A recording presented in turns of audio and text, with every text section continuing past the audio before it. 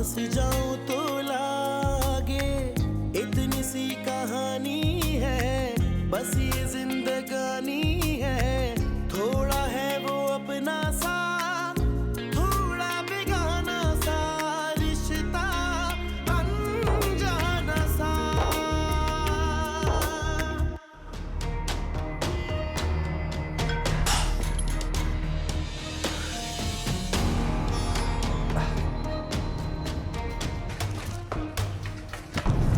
कहाँ से आ रहे हैं आप?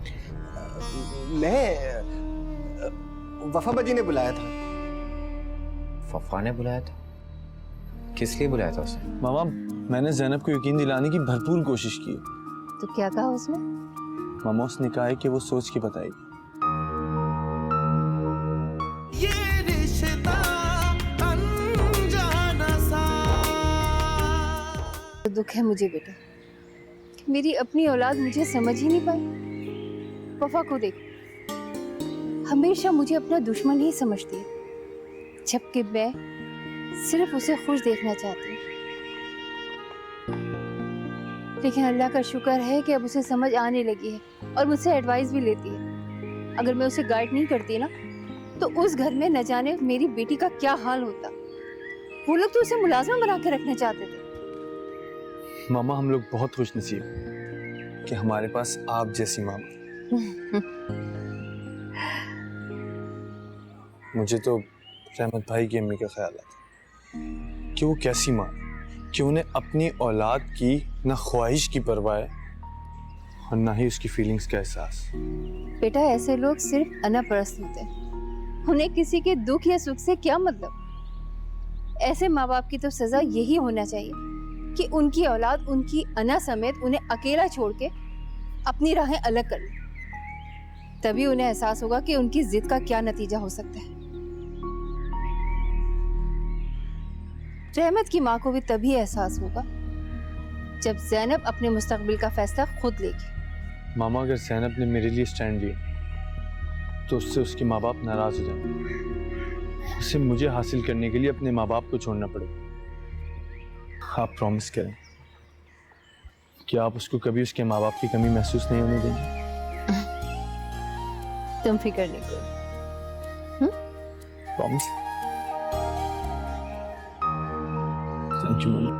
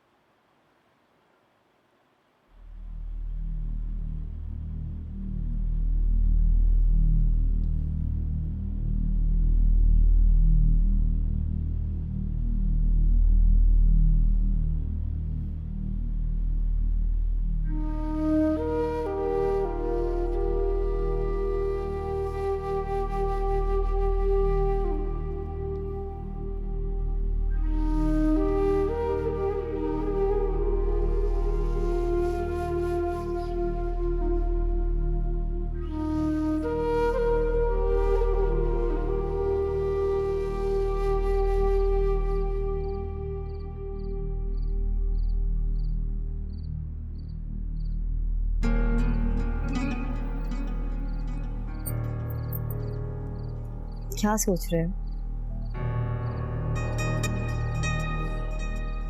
बस यही सोच के परेशान हो रहा हूँ, इस घर की खुशियों को किसी की नजर लग। ये वही घर है ना जहां कह के गूंजा करते थे। अब ये हाल है कि इस घर में एक दूसरे से कोई बात करना गवारा ही नहीं करता। कोई किसी से बात करे ना करे, मैं तो तुमसे बात करती हूँ ना। क्या? मेरा मतलब है मैं तो सबसे बात करती हूँ ताकि सब एक दूसरे के दोबारा करीब आ सके।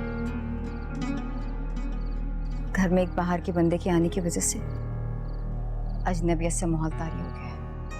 बाहर का बंदा कौन है? खादिम है? नहीं, मैं वफा की बात कर रही हूँ। देखो, तुम मानो ना मानो, लेकिन इस घर में जो कुछ भी हो रहा है उस सब की जिम्मेदार वफा है। वफा दिल की बुरी नहीं, बस ना समझी में उससे गलतियां हो जाती हैं। तुम लोग क्या चाहते हो? उसका हाथ पकड़ के हमेशा हमेशा के लिए उसे घर से बाहर निकाल दूं? नहीं, मेरा कहने का ये मकसद तो नहीं था। मैं तो बस चाहती हूँ कि तुम इस घर के हालात से बाखबर रहो कि तुम्हारी अम्मी क्या कर रही है, तुम्हारी बीवी क्या कर रही है और तुम्हारी बहन क्या कर रही है।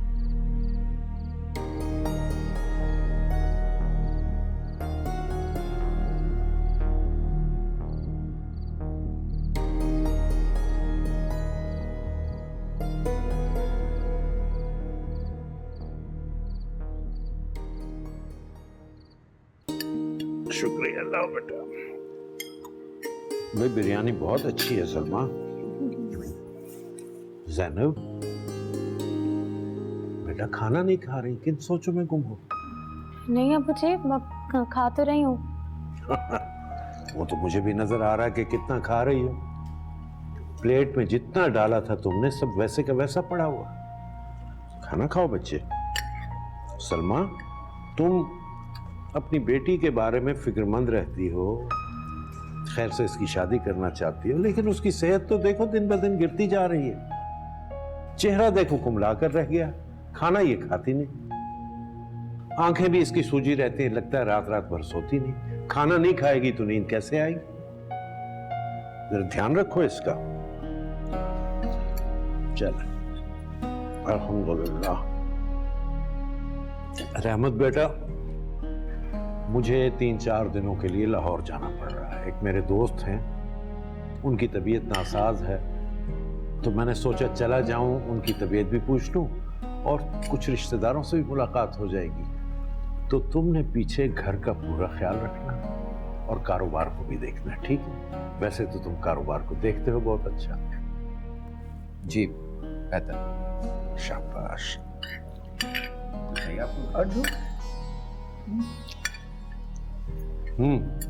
मैं खा चुका।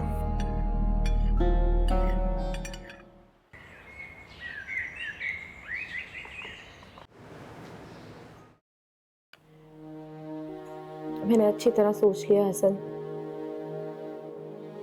मैं आपसे शादी नहीं कर सकती। क्या ज़ैनब, लेकिन क्यों? मेरी अम्मी इस रिश्ते के लिए राजी नहीं है और शायद अब्बू और रहमत भाई भी इस बेटे सट्टे की शादी के लिए राजी ना हो। अगर मैंने आपके लिए स्टैंड लिया तो मेरे घर वाले बहुत हर्ट होंगे और मेरे लिए मेरी खुशी से ज्यादा मेरे घर वालों की खुशी अहमियत रखती है। I'm sorry हसन, मैं कुछ भी नहीं कर सकती। मैं अपनी अम्मी की आंखों में आंसू नहीं देख सकती। और मेरी खुशी? ज़ैनब, हम दोनों की मोहब्बत तुम्हारे नजदीक कोई अहमियत नहीं रखती। मैं इतनी खुदगर्ज नहीं हूँ हसन कि अपने घर वालों की खुशी पे अपनी खुशी को फौकियत दूं। मैं फोन वापस कर सची लगूं और आइंदा के बाद मुझे कांटेक्ट करने की जरूरत नहीं है।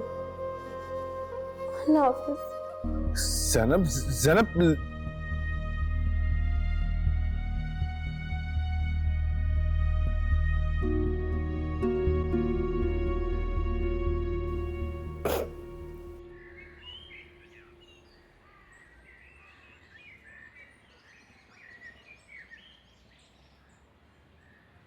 ज़ैनब के बारे में सोच रहे हैं? हाँ, तुम्हें कैसे मालूम? बीवी हूँ आपकी। आपके दिल में क्या चल रहा है ये मुझसे बेहतर कौन जानेगा? हैरत की बात है, आज तक तुम्हें समझने में मैं कासिर हूं। जाहिर है, जब तक आप दूसरों की आंखों से और दूसरों के कानों से सुनना बंद कर देंगे, आप मुझे सही से समझ जाएंगे। अगर तुम मुझसे इतनी ही मुखलिस हो तो खुल के क्यों नहीं बताती ज़ैनब का मसला क्या है? आपकी बहन से ज्यादा अंडरस्टैंडिंग है, ये बात आप उससे खुद क्यों नहीं पूछ लेते? तुम्हारी भी तो अंडरस्टैंडिंग है उससे। अंडरस्टैंडिंग थी, अब है नहीं। आप अच्छे से जानते कि इस घर में मुझ पर कोई एतबार नहीं करता। क्या हो गया? अब क्या हो गया? इस घर में किसी को किसी पर एतबार ही नहीं है। ज़ैनब इस घर में सबसे ज्यादा मुझसे करीब थी, कोई भी प्रॉब्लम थे, कोई भी मसले थे उसके, वो मुझसे डिस्कस करती थी। जरूर कोई ऐसी बात है जो मुझसे छुपा रही, कोई ऐसी वजह है जो मुझे अपसेट कर सकती है, और वो वजह तुम और अम्मी अच्छी तरह जानते हो। मैं कहती हूँ कि एक बार ज़ैनब की मर्जी ना पूछ ली जाए उससे। क्या? ज़ैनब की मर्जी? उसे कोई और पसंद है? नहीं, मैंने ऐसा कब कहा? मैं तो बस इतना कह रही हूँ कि हमें ज़ैनब की शादी करने से पहले एक बार उससे पूछ लेना चाहिए ना कि ये फैसला ठीक है या नहीं। क्या पता वो इतने दिन से शायद इसी बात से अपसेट हो। बिल्कुल भी नहीं। अगर ऐसी वैसी कोई बात होती ना, वो सबसे पहले मुझे बताती। भाई हूं मैं उसका। वो परेशान इसलिए कि अम्मी जान उसका कॉलेज में एडमिशन कराने पर रजामंद नहीं है, यही वजह होगी।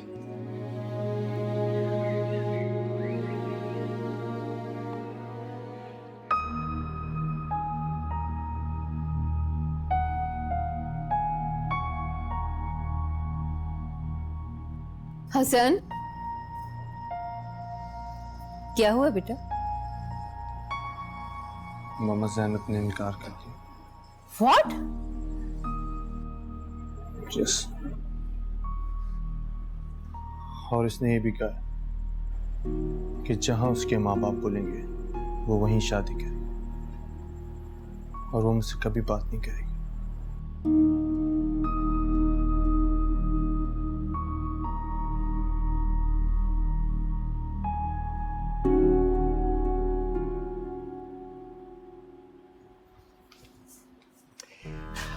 अस्सलामुअलैकुम। वालेकुम अस्सलाम। जी, कोई काम था आपको? काम तो नहीं था, लेकिन क्या करूं, बार बार बोलते हुए अच्छा नहीं लगता। आपने वफा जी एक दफा जिक्र किया था ना कि आप मेरी नौकरी लगवा देंगी अपने अंकल से बोल के, तो ससुरालियों के रहमो करम पे हूँ, गैरत गवारा नहीं करती, मजबूरी है, क्या करूं। जी मैं समझ सकती हूँ, लेकिन एक्चुअली खादिम भाई, रहमत ने मुझे ना मना किया है। उनको पसंद नहीं है कि मैं अपने घर वालों से कोई भी फेवर मांगूं ससुराल वालों के लिए, तो इस मामले में मैं आपकी कोई मदद नहीं कर सकती। I am sorry. तो फिर ठीक है, मैं यही रह लेता हूँ तुम्हारे घर में, तुम्हारे करीब। कम से कम तुम मेरी नजरों के सामने तो रहोगी ना। या अल्लाह, ये क्या हो गया? अरे गजब खुदा का है। सलमा, अरे भावा जा, भावा, अरे अम्मा, अम्मा तो मर गई है, किसको बुलाऊं? अरे भाई साहब, अरे हाय रहमत, कहाँ मर गए सारे के सारे? घर में कोई नजर ही नहीं आ रहा। अरे आ भाई, देखो यहाँ क्या तमाशा लगा हुआ है। हाय हाय मेरा बच्चा, अरे कोई आ तो जाए। अरे अरे अकीला, संजीला, कहाँ रह गई दोनों? तौबा तौबा, इतना घनौना इल्जाम, और वो भी इस मासूम पर। अरे बहू, तुम्हारा कलेजा क्यों नहीं फट गया? आसमान क्यों नहीं टूट पड़ा इसको थप्पड़ मारते हुए? आपा आपा, पहले पूरी बात तो सुन ले। यूं अवेला मचाने से पूरे मोहल्ले में हमारी बदनामी होगी। बदनामी?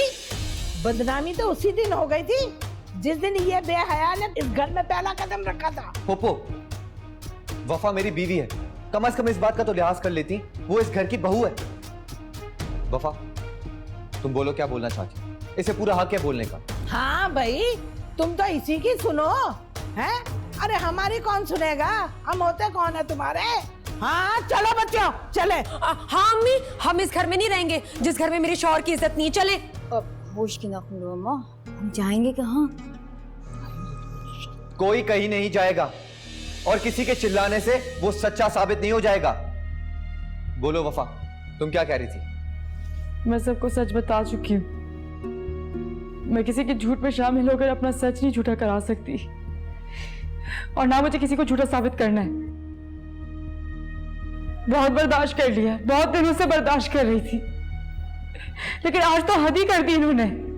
मैं किचन से निकल रही थी और इन्होंने मेरा रास्ता रोका, मेरा हाथ पकड़ने की कोशिश की, तब जाके मैंने इनको थप्पड़ मारा है। अल्लाह वफा बाजी, इतना बड़ा झूठ! अल्लाह की कसम, ऐसा कुछ नहीं हुआ। मैं तो यहाँ से गुजर रहा था, रास्ते में आ गई और रास्ता रोक के कहती है कि ना, तुम दोनों मियाँ बीवी इस घर से शराफत से निकल जाओ, वरना मुझे दूसरे तरीके भी आते हैं। ये औरतें कितनी झूठी होती हैं। ठीक कह रहा है खादिम। जब से हम इस घर में आए, वफा तो हमें देखना भी पसंद नहीं करती। हम खुटकते हैं इसकी आंखों में। मुझे क्या पता था कि नानी जान के चले जाने के बाद इस घर की करता धरता वफा बन जाएगी, वरना मैं कभी अपने शौहर की बेइज्जती करवाने इस घर में ना आती। अभी हम जिंदा हैं, इस घर में कौन रहेगा कौन नहीं, इसका फैसला मैं करूंगी या रहमत की अब्बा।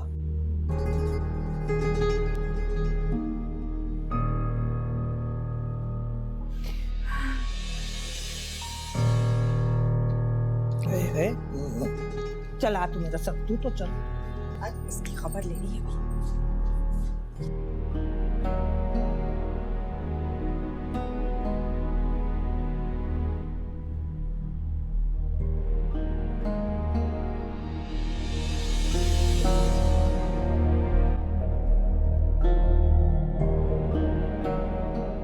किसी को मुंह दिखाने के काबिल नहीं छोड़ा तुमने मुझे। क्या कहेंगे सारे घर वाले और क्या जवाब दूंगी मैं उन्हें?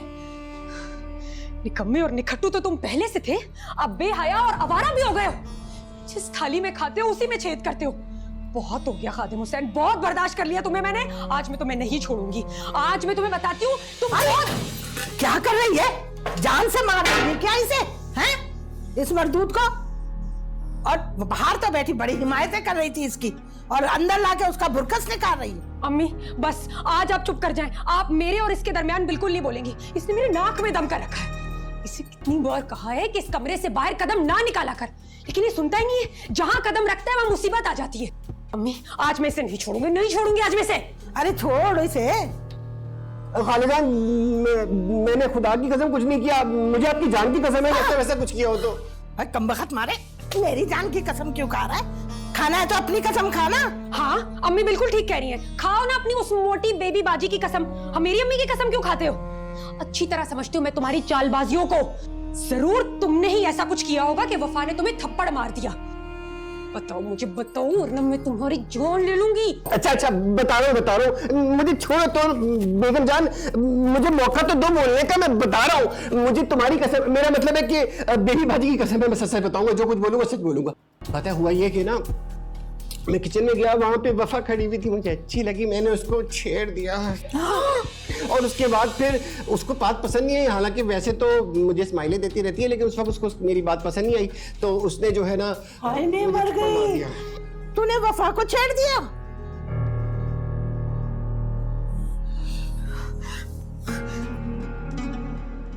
रहमान मेरी बात को यकीन करें, ये खादिम भाई जैसे दिखते हैं ना, ये वैसे हैं नहीं।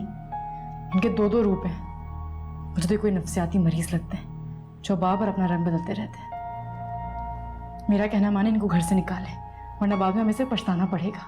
वफा बात समझने की कोशिश करो तुम। अगर तुम्हें उन दोनों मियाँ बीवी का यहाँ रहने पर एतराज है तो मुझे खुल के बताओ, लेकिन उन पे इतना बड़ा इल्जाम लगा के उन्हें यहाँ से मत निकालो।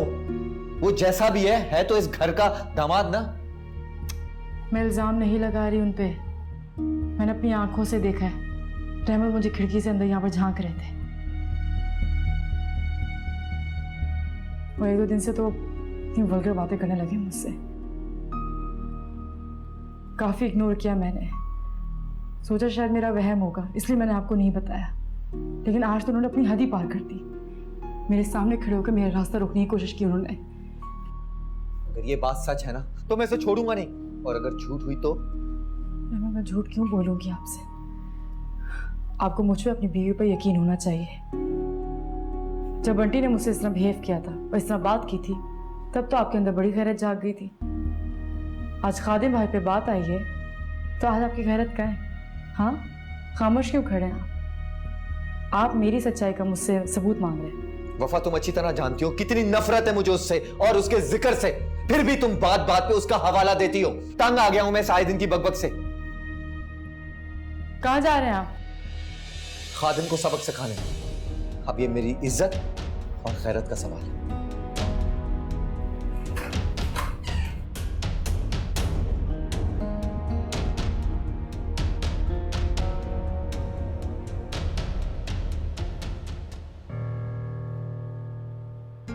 ये क्या है? मुझे इसकी जरूरत नहीं है। क्यों? मोमानी जान ने देख लिया क्या बात करते हुए? किसी ने नहीं देखा, लेकिन अगर देख लिया कयामत आ जाएगी। तो आने दो ना कयामत। तुम तो बड़े दावे करती थी, तुम हसन के लिए कुछ भी फेस कर सकती हो, तो करो फेस। कर सकती हूँ सब कुछ फेस, सिवाय इसके कि मेरे माँ बाप की इज्जत दाव पे लगे। मैं हसन से शादी नहीं कर सकती तब तक जब तक मेरे माँ बाप और अहमद भाई खुशी से राजी ना हो जाए। तुम प्लीज ये फोन वापस कर दो।